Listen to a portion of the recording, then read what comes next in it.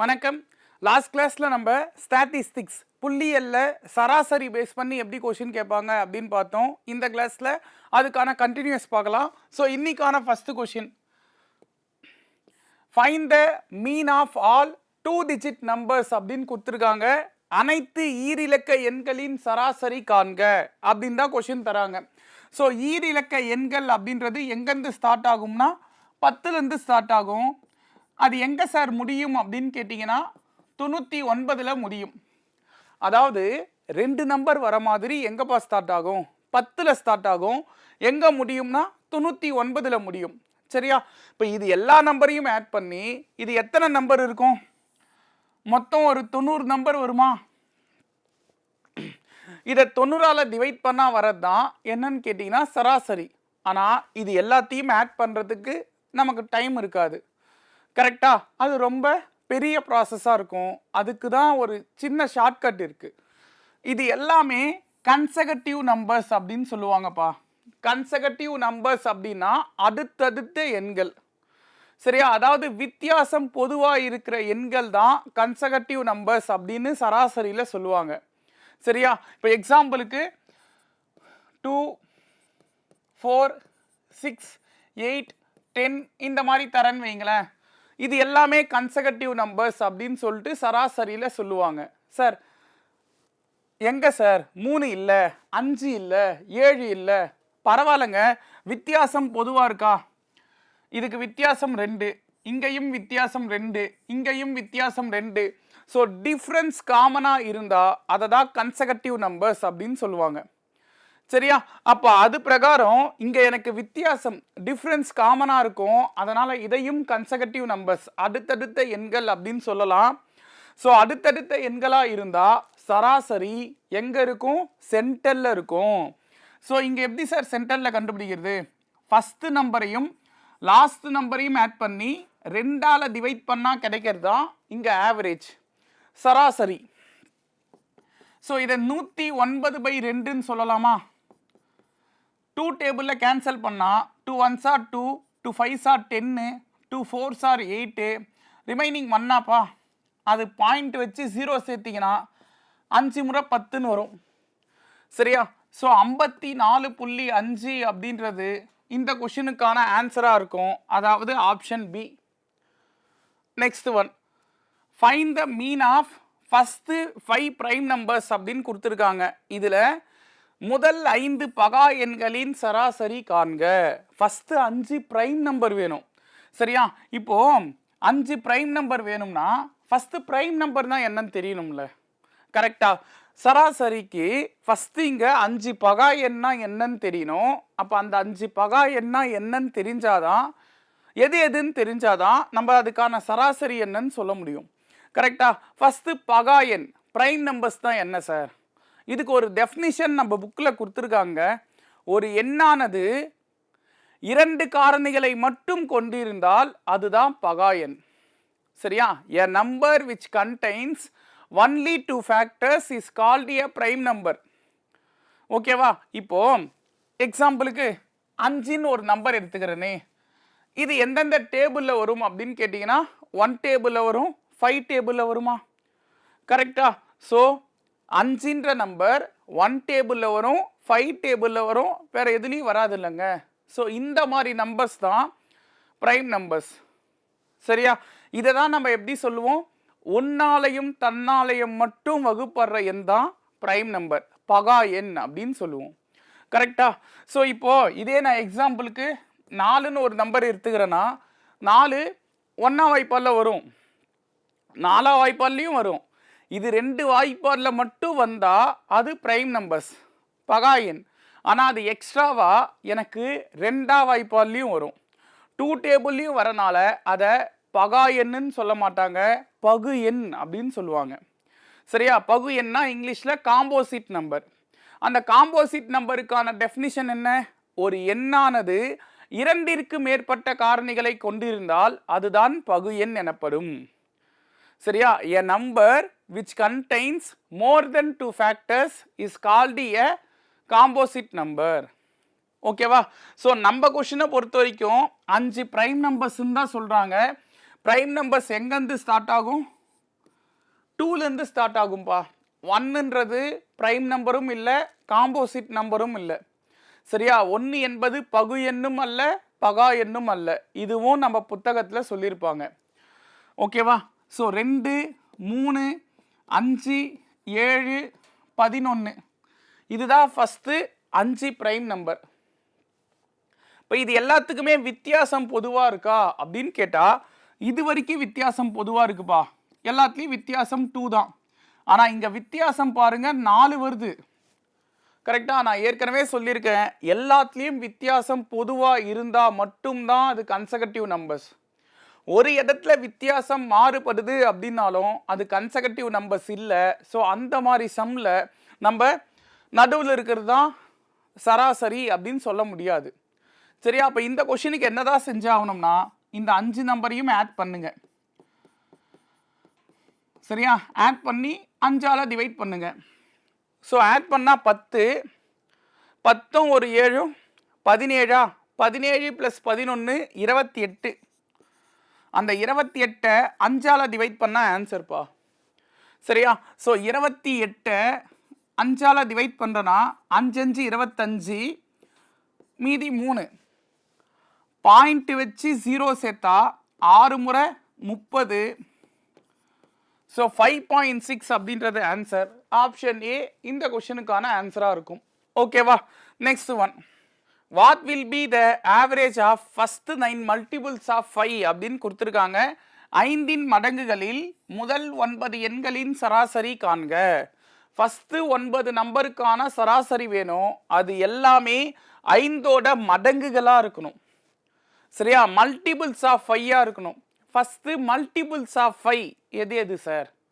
ஒன்றும் இல்லைங்க, ஒரு நம்பரோட மல்டிபிள்ஸ் மடங்குகள் அப்படின்னு கொடுத்தாலே அந்த நம்பரோட டேபிள்ஸ் அப்படியே எழுதுங்க. இப்போ 5ஓட மடங்கு அப்படின்னா 5 டேபிள் அப்படியே எடுத்துங்க. சரியா? 5 டேபிளில் எது வரைக்கும் எழுதணும் சார்? ஃபஸ்ட்டு 9 நம்பர்னு சொல்லிட்டாங்கம்மா அவங்களே. முதல் 9 எண்களின் சராசரின்றாங்க. 5ஆம் வாய்ப்பாடு எழுதும்போது ஃபஸ்ட்டு 9 நம்பர் வரணும்னா 9 45 வரைக்கும் எழுதுவனா? கரெக்டா? இதுதான் ஃபஸ்ட்டு 9 நம்பர். 5இன் மடங்குன்னு சொன்னனால 5ஆம் வாய்ப்பாடு எழுதுறேன். ஃபஸ்ட்டு 9 நம்பர்னு சொன்னனால 9 வரைக்கும், அதாவது 9 45 வரைக்கும் எழுதுறேன். சரியா? இப்போ இதில் இதுக்கான சராசரி வேணும். இதை நீங்கள் இந்த 9 நம்பரையும் ஆட் பண்ணி 9ஆல் டிவைட் பண்ணாலும் எனக்கு சராசரி கரெக்டாக வரும். சரியா? இல்லைனா இதுக்கு என்ன ஷார்ட்கட் சொன்னோம்?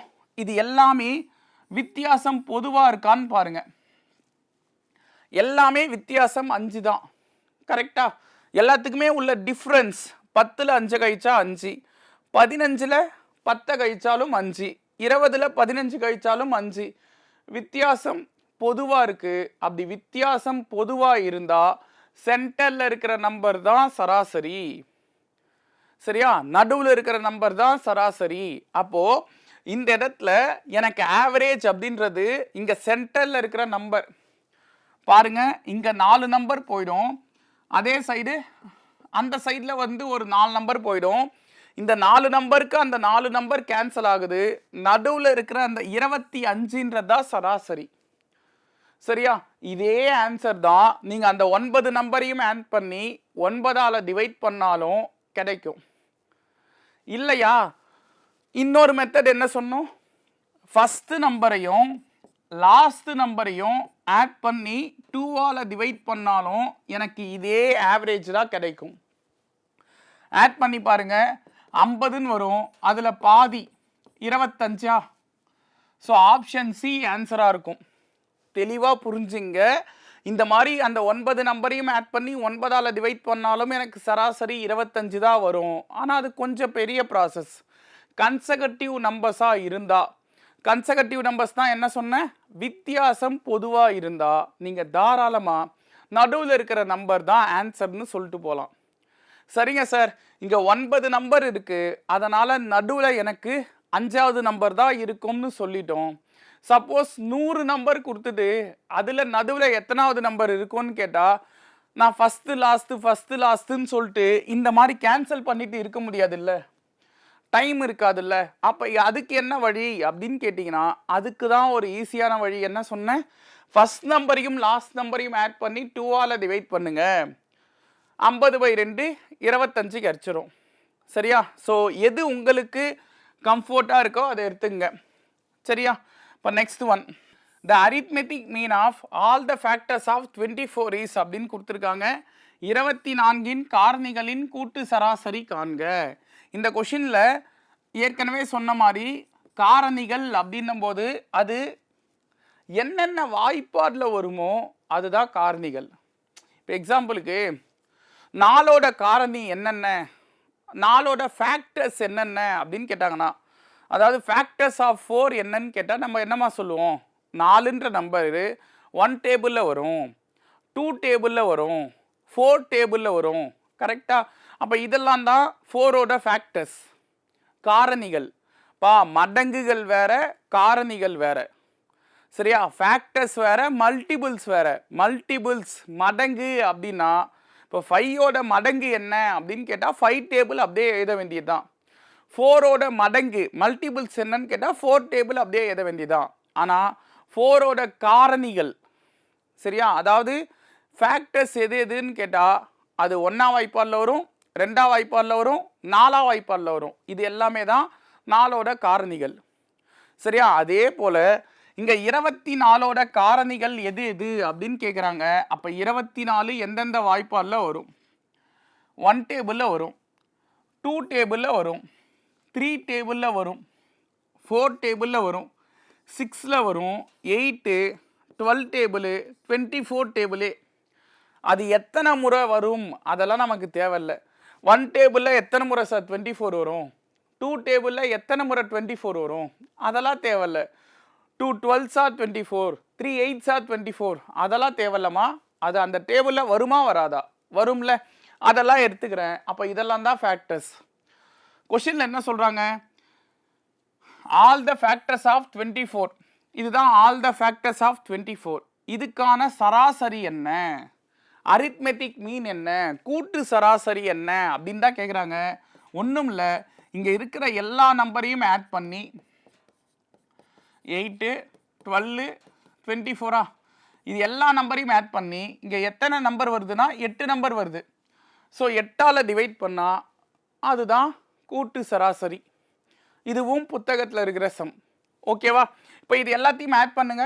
36, 44, 50, 54, 57, 60. ஸோ 60/8ன்னு வருதுப்பா. 4ஆம் வாய்ப்பாடில் அடித்தா இது 2 முறை, 4ஆம் வாய்ப்பாடில் இது 15 முறை. ஸோ 15/2 15/2ன்னு வருது. 15ஐ 2ஆல் டிவைட் பண்ணும்போது 7.5ன்னு வருமா? ஸோ 7.5 ஆப்ஷன் டி இந்த கொஷினுக்கான ஆன்சர். 7.5ன்னு வருது. So next one, arithmetic mean of 10 observations was found to be 22 if one more observations 44 was to be added to the data, what would be the new mean அப்படின்னு கொடுத்துருக்காங்க. இந்த கொஷனில் 10 மதிப்புகளின் கூட்டு சராசரி 22 என கண்டறியப்பட்டுள்ளது. மேலும் ஒரு மதிப்பு 44ஐ அந்த மதிப்புகளுடன் சேர்த்தால் புதிய சராசரி என்ன இருக்கும் அப்படின்னு கேட்குறாங்க. இந்த கொஷினில் 10 மதிப்புகளின் கூட்டு சராசரி 22. இந்த 10 மதிப்பு எனக்கு தெரியாதுப்பா. அதனால் x1, x2, x3ன்னு x10 வரைக்கும் எடுத்துக்கிறேன். ஏன்னா 10 மதிப்பு கொடுத்துருக்காங்க. சரியா? கூட்டு சராசரினா ஒன்றும் இல்லைங்க, நம்ம நார்மலாக போடுற ஆவரேஜ் தான் கூட்டு சராசரி. சரியா? அரித்மெட்டிக் மீன் தான் மீனும். சரியா? இப்போ இந்த 10 நம்பரையும் கூட்டி 10ஆல் வகுத்தா சராசரி எனக்கு 22 வருதுன்னு சொல்லியிருக்காங்க. ஓகேவா? இப்போ டோட்டல் அப்படின்றது ஒன்றும் இல்லைம்மா, இந்த 10 அந்த சைடு சராசரி கூட பெருக்குனா வரது தான் டோட்டல். ஸோ அப்போ டோட்டல் என்னவா இருக்கும்?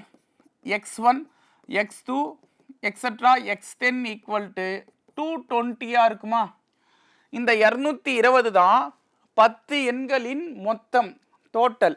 இப்போ இதுலேயும் ஒரு பாயிண்ட் என்ன சொல்கிறாங்கன்னா, மேலும் ஒரு மதிப்பு 44ஐ அந்த மதிப்புகளுடன் சேர்த்தால் புதிய சராசரி என்னவா இருக்கும்னு கேட்குறாங்க.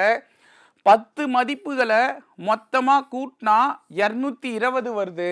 இதில் 44ன்ற ஒரு மதிப்பை நான் சேர்க்கிறேன். அப்படி சேர்த்தனா 264 வருமா? இப்போ இந்த 264ன்ற நம்பரு 11 மதிப்புகளுக்கான டோட்டலா, 11 வேல்யூஸுக்கான டோட்டலாமா? ஸோ அப்போ இந்த 264 264 அப்படின்ற நம்பரை 11ஆல் டிவைட் பண்ணால் தானேப்பா அது ஆவரேஜ், அதுதானே சராசரி. ஏன்னா இங்கே 10 நம்பருக்கு தான் 220, நான் 11 44ன்னு ஒரு நம்பரை சேர்த்துருக்கேன்.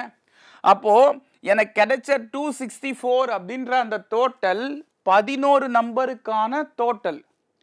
அப்போ அதை 11ஆல் டிவைட் பண்ணாதான் எனக்கு நியூ ஆவரேஜ், புதிய சராசரி கிடைக்கும். இப்போ இதை 11ஆல் டிவைட் பண்ணால் இது ஒரு முறை, 2 முறை 22, 26ல் 22 போனால் மீதி 4, 44 அப்படின்னும் போது 4 முறை வரும்.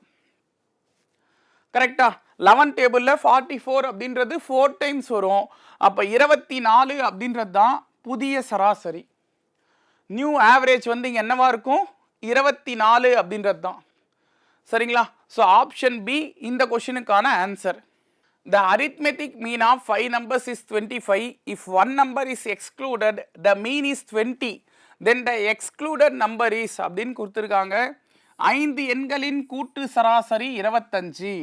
அவற்றிலிருந்து ஒரு எண்ணை நீக்கினால் அவற்றின் கூட்டு சராசரி 20 எனில் நீக்கப்பட்ட எண்ணின் மதிப்பு காண்க அப்படின்னு சொல்கிறாங்க. 5 நம்பர் நான் பேர் வச்சுக்கிறேனே, x1, x2, x3, x4, x5. இந்த 5 நம்பர் தெரியாதனால நானாக ஒரு பேர் வச்சு அந்த 5 நம்பரையும் கூட்டி 5ஆல் வகுத்தா சராசரி எனக்கு 25 வருது அப்படின்னு எடுத்துக்கிறேன். சரியா? இப்போ டோட்டல் என்னவா இருக்கும்? டோட்டல் அப்படின்னும் போது இந்த கீழே இருக்கிற 5 சைடில் இருக்கிற அந்த சராசரி கூட பெருக்குனா 125 ஆகுமா? அப்போ சராசரின்றது ஒரு பொருளுக்கான காசு, இல்லை ஒருத்தருக்கான காசு, இப்படி எடுத்துங்களேன். இங்கே 5 பேர் இருக்காங்கப்பா, அந்த 5 பேருக்கான சராசரி 25னா சரியா, அது என்ன அர்த்தம்னா ஒருத்தர் செலவு பண்ணது அல்ல 25ன்னு அர்த்தம். அப்போ 5 பேர் சேர்ந்து 125 ரூபா செலவு பண்ணியிருக்காங்கன்னு அர்த்தம். சரியா? அப்போ 5 பேருக்கான டோட்டல் 125, இப்படி ஞாபகம் வச்சுங்க. சரியா? அப்போ இதில் ஒரு எண்ணை நீக்கினால், இதில் ஒரு எண் போகிறாங்கன்னா இப்போ XY போயிடுறாங்கம்மா, மீதி இருக்கிறது 4 நம்பரா, x3, x4, இந்த 4 நம்பர். இந்த 4 நம்பரையும் ஆட் பண்ணி 4ஆல் டிவைட் பண்ணால் சராசரி எனக்கு என்ன கொடுத்துருக்காங்கன்னா 20ன்னு கொடுத்துருக்காங்க. சரியா? சராசரி 20ன்னு கொடுத்துருக்காங்க. அப்போ இங்கே டோட்டல் என்னவா இருக்கும்? இந்த 4 அந்த 20 கூட பெருக்குனா 80ன்னு வரும். சரியா? இப்போ பாருங்க, 5 நம்பரை ஆட் பண்ணும்போது எனக்கு 125 வருதுப்பா. 5 நம்பரை ஆட் பண்ணால் 125ன்னு வருது. ஃபஸ்ட்டு 4 நம்பரை மட்டும் ஆட் பண்ணால் எனக்கு 80ன்னு வருது. XYயை விட்டு மீதி 4 நம்பரை மட்டும் ஆட் பண்ணால் எனக்கு 80ன்னு வருது. அப்போது அந்த 5ஆவது நம்பர் என்னவா இருக்கும்? 45ஆக இருந்திருக்குமா? அதுதானே வெளியே போனால் அந்த நம்பராக இருந்திருக்கும். புரியுதா? நீக்கப்பட்ட எண்ணா எது இருந்திருக்கும்? மேலே நான் 5 நம்பரை கூட்டும் போது எனக்கு 125 வந்திருக்கு, கீழே 4 நம்பரை கூட்டும் போது 80 தான் வருது. அப்போது மீதி 45 எங்கே போச்சு? அதுதான் அப்போ அந்த 5ஆவது நம்பராக இருக்கும். சரியா? அப்போ x5 அந்த நீக்கப்பட்ட எண்ணின் மதிப்பு என்னன்னு கேட்குறாங்க. நீக்கப்பட்ட மதிப்பு x5 தான். அந்த x5யோட மதிப்போட வேல்யூ என்ன? 45. Option C answer. ஓகேவா? Next one. The mean mark of 4 subjects is 75. The mark of 5th subject is 80. Then the mean is அப்படின்னு கொடுத்துருக்காங்க. 4 பாடங்களில் ஒரு மாணவனின் சராசரி மதிப்பெண் 75. 5வது பாடத்தில் மாணவர் பெற்ற மதிப்பெண் 80 எனில் புதிய சராசரி காண்க. ஸோ 4 சப்ஜெக்ட், அது x1, x2, x3, x4. இந்த 4 சப்ஜெக்டையும் ஆட் பண்ணி 4ஆல் டிவைட் பண்ணால் சராசரி 75ன்னு வருது. நான் ஏற்கனவே சொன்னேன், சராசரினா ஒரு பொருளுக்கான காசு. இல்லை ஒருத்தருக்கான காசு இப்படி ஞாபகம் வச்சுங்க அப்படி சொன்னேன். இப்போ இந்த இடத்துல சராசரின்னு வந்த அந்த 75ன்றது ஒரு சப்ஜெக்டில் அந்த மாணவன் எடுத்த மதிப்பெண்ணுன்னு வச்சுங்க. சரியா, ஒரு சப்ஜெக்டில் அந்த மாணவன் எடுத்த மார்க்கு 75ன்னு வச்சுக்கிட்டா அவர் மொத்தம் 4 சப்ஜெக்டில் டோட்டலாக எவ்வளோ மார்க் எடுத்திருப்பாரு? 4 × 75 மல்டிப்ளை பண்ணிங்கன்னா டோட்டலாக 300 மார்க் எடுத்திருப்பாரு. இது 4 சப்ஜெக்டில் அந்த மாணவன் எடுத்த டோட்டல் மார்க்ஸ். சரியா, மொத்தமாக 300 மார்க்கு. 5வது சப்ஜெக்டில் அவர் எடுத்த மார்க்கு 80 மார்க்கா? 5வது பாடத்தில் மாணவர் பெற்ற மதிப்பெண் 80ன்னு கொடுத்துருக்காங்க. So the mark of 5th subject is 80. இதையும் சேர்த்தா 5 சப்ஜெக்டில் அவர் மொத்தமாக எடுத்த மார்க்கு 380 மார்க்கு. இந்த 380 மார்க்குன்றது 5 சப்ஜெக்டில் அவர் எடுத்த டோட்டல்பா. இதை 5ஆல் டிவைட் பண்ணாதான் எனக்கு நியூ சராசரி, அதாவது புதிய சராசரி கிடைக்கும், நியூ மீன் கிடைக்கும். சரியா, இப்போ இதை 5ஆல் டிவைட் பண்ணும்போது 5 1s are 5, 5 7s are 35, ரிவைடிங் 3. So 30 அப்படின்னும் போது 5 டேபிளில் 6 டைம்ஸ் வருமா? கரெக்டா, ஐஆர் 30 இல்லை. ஸோ 76ன்னு வருது. அந்த 76 ஆப்ஷன் பி தான் இந்த கொஷினுக்கான ஆன்சர். ஓகே, சேம் மாடலில் இன்னொரு question. The average age of 24 students and the class teacher is 16 years. If the class teacher's age is excluded, the average age reduced by 1 year. What is the age of the class teacher அப்படின்னு கொடுத்துருக்காங்க. Okay, இந்த கொஷினில் ஒரு வகுப்பில் உள்ள 24 மாணவர்கள் மற்றும் ஒரு ஆசிரியரின் சராசரி வயது 16 ஆண்டுகள். இதில் ஒரு ஆசிரியரின் வயதானது நீக்கப்பட்டால் சராசரியானது 1 வயது குறைகிறது எனில் ஆசிரியரின் வயது என்ன? இந்த கொஷினில் 24 மாணவர்கள் ஒரு ஆசிரியர் மொத்தமாக சேர்த்தா 25 பேரா? கரெக்டா, அந்த 25 பேரோட சராசரி தான் 16. அப்போ x1 x2 இந்த மாதிரி x 25, அதாவது 25 பேரோட வயசையும் கூட்டி 25ஆல் டிவைட் பண்ணால் எனக்கு சராசரி 16 வருது. அந்த 25 எப்படி சார் வந்தது அப்படின்னு யோசிக்காதீங்க. 24 மாணவர்கள், ஒரு ஆசிரியர், மொத்தமாக 25 பேர். அந்த 25 பேரையும் சேர்த்து, அதாவது 25 பேரோட வயசையும் சேர்த்து 25ஆல் வகுத்தாதான் சராசரி 16. சரியா, அப்போ டோட்டல் அப்படின்னும் போது இந்த 16ஐயும் 25ஐயும் பெருக்குனா 400ன்னு வருமா? நான் ஏற்கனவே சொன்னதான், இந்த 16 அந்த சராசரின்றது ஒருத்தருக்கான வயசுன்னு எடுத்துங்களேன். சரியா, அப்போ ஒருத்தருக்கு 16 வயசு, 25 பேருக்கு எவ்வளோ இருக்கும்? அதுதான் டோட்டலான வயசு. சரியா, டோட்டல் ஏஜ் வந்து 400 வயசு இருக்கு. அந்த 25 பேரோட வயசையும் கூட்டினா 400 வயசு வருது. இதில் டீச்சரை சேர்க்காம, கொஷனில் பாருங்க, அந்த ஆசிரியரை சேர்க்காம, அதுதான் இங்கே கொடுக்குறாங்க. ஆசிரியரின் வயதானது நீக்கப்பட்டால், இங்கிலீஷில் என்ன சொல்லியிருக்காங்க? If the class teachers age was excluded அப்படின்னு கொடுத்துருக்காங்க. சரியா, அப்போ மொத்தம் எத்தனை பேர்? ஸ்டூடெண்ட் மட்டும் கணக்கு வச்சிங்கன்னா 24 பேருப்பா. சரியா, இதை 24ஆல் டிவைட் பண்ணாதான் எனக்கு கிடைக்கிறது சராசரி. அந்த சராசரி என்னன்னு சொல்கிறாங்க? இதில் ஆசிரியரின் வயதானது நீக்கப்பட்டால் சராசரியானது 1 வயது குறைகிறது. ஸோ 1 வயசு கம்மி ஆகுதுன்னு சொல்கிறாங்க டீச்சரோட வயசை நான் எக்ஸ்க்ளூட் பண்ணும்போது. சரியா, அப்போ ஏற்கனவே 16 வயசு சராசரியாக இருந்தது. இப்போ 1 குறைச்சிங்கன்னா 15ஆக மாறிடுமா? இப்போ இதுக்கான டோட்டல் என்னங்க இருக்கும்? இதை பெருக்கினீங்கன்னா 5 × 24, இதை மல்டிப்ளை பண்ணால் 360ன்னு வருமா? சரியா, இப்போ தெளிவாக யோசிங்க. டீச்சரோட வயசையும் எனக்கு சேர்க்கும் போது 400 வயசு, டீச்சரோட வயசை சேர்க்காம அந்த 24 ஸ்டூடெண்ட்ஸோட ஏஜ் மட்டும் ஆட் பண்ணால் எனக்கு வர்றது 360 வயசு.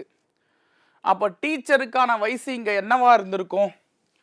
டீச்சரை சேர்க்கும்போது 400, டீச்சர் வயசை சேர்க்காம 360. அப்போ டீச்சருக்கான வயசு 40 வயசாக இருந்திருக்கும். ஓகேவா? ஸோ ஆப்ஷன் ஏ இந்த கொஷினுக்கான answer. Next, the average age of a class of 39 students is 15 years. If the age of the teacher be included, then the average increases by 3 months. Find the age of the teacher அப்படின்னு கொடுத்துருக்காங்க. ஒரு வகுப்பில் உள்ள 39 மாணவர்களின் சராசரி வயது 15 வருடங்கள். ஒரு ஆசிரியரின் வயதையும் அவர்களுடன் சேர்க்கும்போது சராசரியானது 3 மாதங்கள் உயர்கிறது. இங்கே 3 மாதம் அதிகமாகுது. சரியா? எனில் ஆசிரியரின் வயது என்ன அப்படின்னு கேட்குறாங்க.